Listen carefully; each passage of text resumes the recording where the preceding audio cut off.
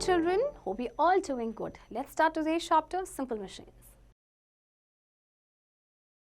Learning objectives: lever, inclined plane, wedge, wheel and axle, pulley and screw. Mom, it's good to have machines like oven, mixer grinder in the kitchen. They make work easier. Yes, they are not only big machines but also simple machines like knife, nut cracker and scissors are also very helpful in getting many domestic work done. अब स्नेहा और उनकी mom के बीच में conversation चल रहा है, तो स्नेहा कहती है कि मशीन्स कितनी हेल्पफुल है, लाइक मिक्सर ग्राइंडर है या ओवन है, ये हमें किचन में हेल्प करती है. तो उसकी मम्मी कहती है ये तो बिग मशीन्स हैं. सिर्फ बिग मशीन्स ही नहीं बल्कि कुछ सिंपल मशीन्स भी होती है जो हमारे लिए यूजफुल है, लाइक आपका नाइफ है या नट क्रैकर है या फिर सीजर्स है. Name the machines you can see in these pictures. अब इन पिक्चर्स में जो मशीन्स हैं इनके आपको नाम लिखने हैं एंड इन सिंपल मशीन्स के बारे में अब हम डिटेल में बात करते हैं. In our daily life, we do many jobs with our own hands. However, some jobs are too difficult to be done entirely with hands. In such cases, we use many simple devices or machines. These simple machines help us to do work easily. हम बहुत सारे daily life में बहुत सारी jobs करते हैं अपने हाथ से, लेकिन कुछ ऐसे भी काम होते हैं जो अपने हैंड से नहीं कर सकते. उनके लिए हमें सिंपल मशीन्स या डिवाइसेस की ज़रूरत पड़ती है. Types of simple machines. A simple machine is a tool or a device by which a great amount of work is done by applying a small effort or force. They have a few or no moving parts. The main simple machines are lever, inclined plane, wedge, wheel and axle, pulley and screw. देखिए ये आपके कुछ simple machines हैं. ये हमारे work को easy कर देती हैं. हम थोड़ा सा effort या थोड़ा सा force लगाते हैं और हमारे काम को easy करते हैं. Lever. A lever is a rigid rod that moves freely around a fixed point. It is used to lift weight. A lever consists of three parts: load, fulcrum and effort. ये आपने previous class में भी पढ़ा होगा lever के बारे में. This is your lever. एक rigid rod होती है. अब इसके भी three parts होते हैं: load, fulcrum and effort. Load. It is the object that is to be lifted or moved. Load का मतलब क्या है कि जिस object को आपको lift या move कराना है. Fulcrum is that part of the lever that does not move. It is a balance point on which the rod moves. अब fulcrum क्या है जो move नहीं करता है. एक balance point है जिसमें आपकी जो rod है वो move करती है. So what is the fulcrum? This is the fulcrum. और इसको आपको lift कराना है तो ये आपका load है. Now effort. The downward force that is applied on one end of the rod to move or lift the rod. With the help of a lever, we can lift or move heavy objects by applying a small force. Depending on the position of the fulcrum, the load and the effort, levers are classified into three categories: first class, second class and third class. अब देखिए आपका effort क्या है. ये effort जो आप downward force लगाएंगे, आप इसी डाउन रॉड को डाउनवर्ड लगाएंगे, दैट इज एफर्ट. अब आपके क्या है, जो लेवर्स को आपको क्लासीफाई किया गया है थ्री कैटेगरीज में. ये डिपेंड करता है कि फलक्रम, लोड एंड एफर्ट की क्या पोजिशन है. सो आपके हैं first class, second class and third class. तो फर्स्ट क्लास लेवर में देखते हैं.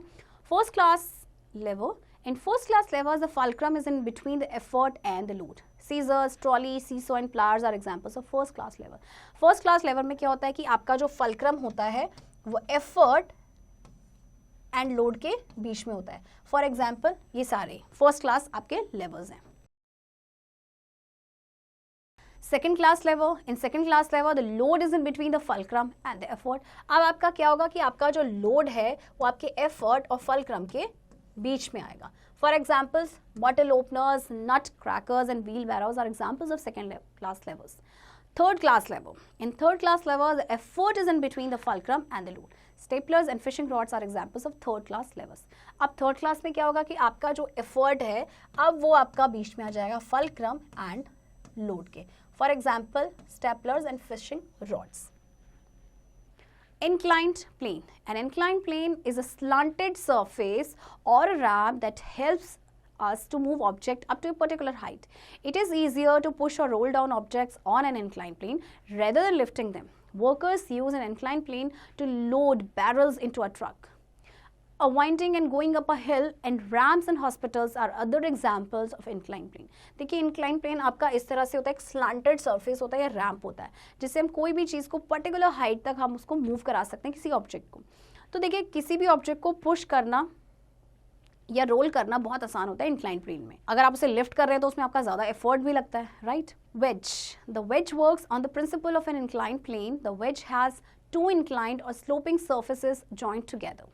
An axe is a kind of wedge. When the wedge is pushed into a gap, the load is forced on its sloping sides. This makes it easier to force things apart. Knife and razor are other examples of a wedge. आपका जो veg है वो incline plane के ही principal पे काम करता है. और वेज के दो इंक्लाइंड या फिर स्लोपिंग सर्फेसेस होते हैं जो जॉइंट होते हैं साथ में. एक्स जो है आपका, देखा होगा आपने एक्स, आई एम श्योर, तो ये आपका क्या है, ये आपका वेज ही है ना. तो जब वेज को पुश किया जाता है किसी गैप में तो लोड जो है वो फोर्स होता है उसकी स्लोपिंग साइड्स पे. इससे क्या होता है कि फोर्स चीज़ों को अलग कर देता है. जैसे आपके नाइफ है या रेजर है, ये आपके वेज के ही एग्जाम्पल्स हैं. Wheel and axle. The wheel and axle is a simple machine made of a large wheel rigidly attached to a rod called an axle. Wheel and axle acts on a lever rotating in a circle around a center point or fulcrum. The most common wheels and axles that people use every day are tires in a car, bus, truck or bicycle. Other examples are pencil and sharpener, giant wheel and door knobs. देखिए आपका wheel and axle इस तरह से होता है आपका, right. एक simple machine है जिसमें व्हील होता है जो एक आपका अटैच होता है एक रॉड के साथ, है ना. तो आपका इसमें जो व्हील एंड एक्सल जो है आपका एक लेवर की तरह काम करता है जो एक सर्कल में रोटेट करता रहता है एक सेंटर पॉइंट या फल्क्रम के ऊपर. तो मोस्ट कॉमन आपके एग्जाम्पल जो है आप डेली यूज़ करते हैं लाइक कार, बस, ट्रक और बाइसिकल. इसके अलावा पेंसिल या शार्पनर है, जाइंट व्हील या डोर नॉब्स है, ये भी आपके व्हील एंड एक्सल के ही एग्जाम्पल है. Pulley. A pulley is a grooved wheel with a rope, chain or belt running around it. The wheel rotates around it. The wheel rotates around a fixed rod called an axle that passes through its center. It changes the direction of force and thus makes it easier to lift things to some height. There are two main types of pulleys, fixed pulley and movable pulley. अब आपका पुली जो है grooved wheel है, इसमें रोप होती है, chain या belt होती है जो इसके अराउंड रन कर रही होती है, राइट. अब इसके भी आपके दो टाइप्स हैं, fixed and movable. Fixed pulley. In fixed pulley, the pulley is attached to a hook or a wall and it doesn't move. Fixed pulley change the direction of force applied but do not increase the amount of force. Wells and flagpoles are examples of fixed pulleys. अब जैसे कि इसके नाम से ये fixed, यानी कि ये क्या करती है, ये खुद से मूव नहीं करती है. ये सिर्फ फोर्स जिस डायरेक्शन में हम अप्लाई कर रहे हैं उसको चेंज कर देती है बट अमाउंट ऑफ फोर्स को नहीं इंक्रीज करती है. जैसे आपके वेल से आप पानी निकालते हैं, राइट. आपका फ्लैग पोल्स होते हैं, इनमें फिक्स पुलीज का यूज़ किया जाता है.